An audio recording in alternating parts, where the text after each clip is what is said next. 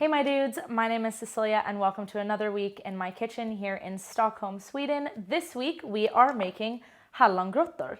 HALLONGROTTOR literally means raspberry caves in Swedish, and they are thus called because they are like little caves of raspberries. They're like raspberry thumbprints, basically. These have a secret ingredient, which is potato starch. I know, it's a little bit annoying that you have to go out and get potato starch just for these cookies, but I promise you, it is so worth it. The potato starch gives this really amazing tenderness and almost like creaminess to the crumb, as well as adding this really fun layer of flavor. There is something potatoy about these cookies. Don't be freaked out by that. It's so good. Like, it is astonishingly good. You guys are gonna love it. If you can't find it, I have a link to it down below. I promise you, it's worth it. So instead of me continuing to just like hype them up, let's just get started.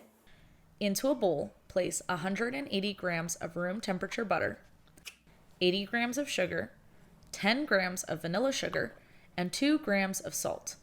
Make sure your butter is very soft or you're going to be annoyed. Stir until totally combined. Sift 180 grams of flour and 25 grams of potato starch over the butter mixture. Stir until it's all together. See, this is where it's really important to have very soft butter. Imagine trying to do this with cold butter. What a nightmare. Now that our dough is made, it is time to put it into our molds. Now, this is the kind of cookie that cannot just be rolled into a ball and stuck on the tray and popped in the oven. It really wants to like spread out, so you do have to put it in a mold. I have here a box of my grandmother's molds, lots of different kinds, and we're going to be using these guys today, just because this is what we use at the bakery I work at, and I think they turn out so cute and lovely. You could, of course, use something like this if you wanted to, or even if you wanted to make like really little ones like this, you could definitely do that, but I'm going to do it with these guys today. Take your tray, and you don't need any parchment or anything. Just like to lay these out. And then you're gonna wanna oil them in some way. I never have any spray fat at home simply because I find it difficult to find at the grocery store here. So I just take a little bit of oil and my brush, and I'm just gonna brush these with oil. But again, spray fat if you have it, otherwise do it this way.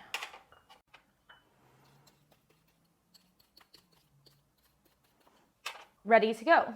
This is the part where things could get a little bit tricky for you. Depending on how big your mold is, that's how like much dough you're gonna put in it. I know that for one of these molds, it's going to be 25 grams. You might have to experiment a little bit because I don't know what kind of molds you have at home. If you choose to have a smaller mold, obviously you need less dough. Bigger molds means more dough. But I know that mine needs 25 grams. And now this dough is really, really soft, but it's super buttery. So if I just keep my fingers really like light, I don't have any problem with it sticking to my hands simply because it's so buttery. Just gonna roll it into an approximation of a round-ish shape and pop it in there. And then just do that for all of them.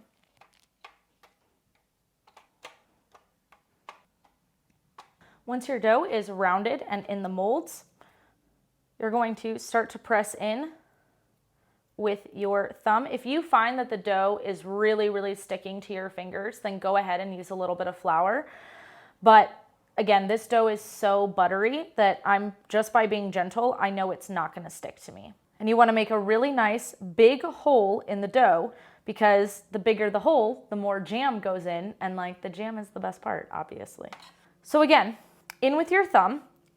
I like to do this pretty deep down, and then I go in with my pointer finger and then just keep going around the sides, and I'm pressing down, and it just kind of like squidges up the side like this.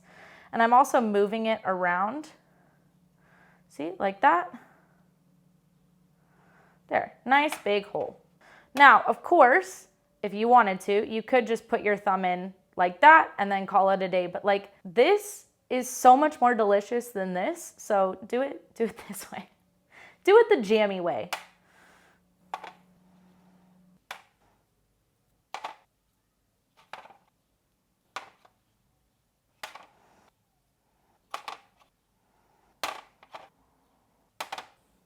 There we go. It's just that easy.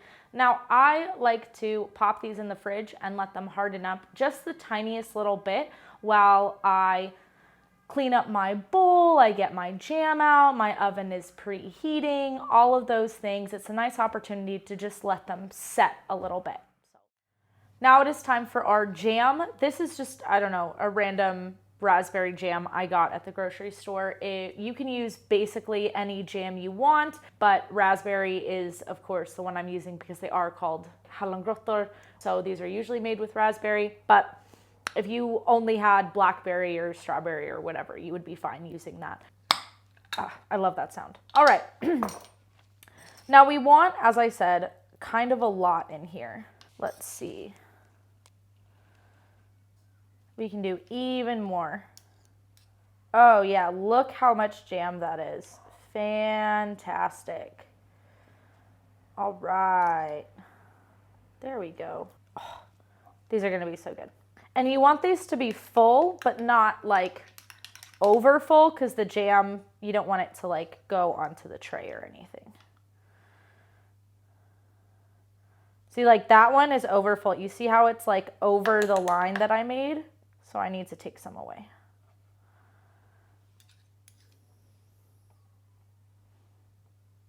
There we go, like that.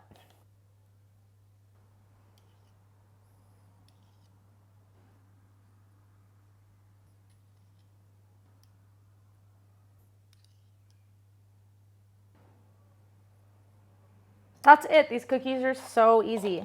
And now we just pop them into the oven.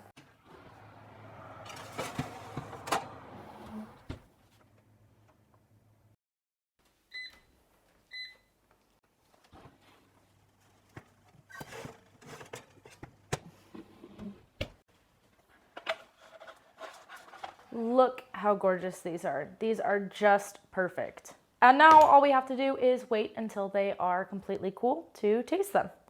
They can just sit here and cool down. I transferred my cookies to a wire rack because they will cool faster, and we all know that I am super, super impatient when it comes to things cooling down, but I think they're finally cool enough. And if I did this correctly, you just tap them along the sides a little bit. It's okay. Sometimes, like if they rise up over the edge, they will like crack a little bit. That's perfectly okay.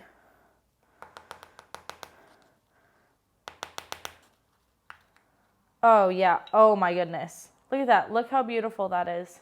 Holy guacamole. All right, and then just pop them all out. There we go.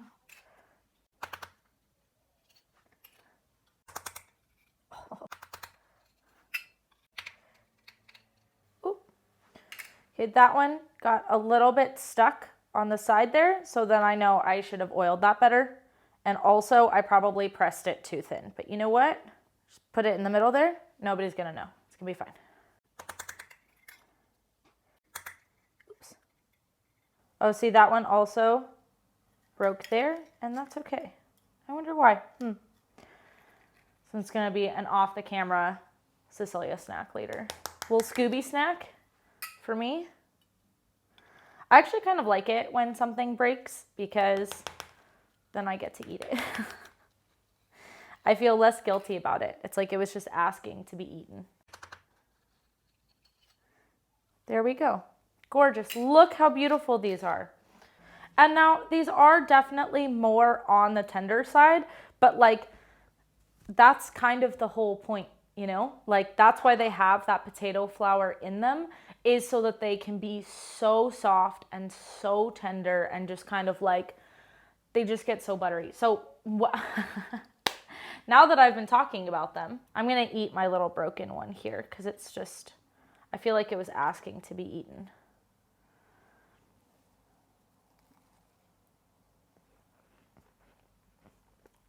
Oh my God, that is so good. That's incredible. You guys have to try this. Oh, hold on. That's so good. Oh my God.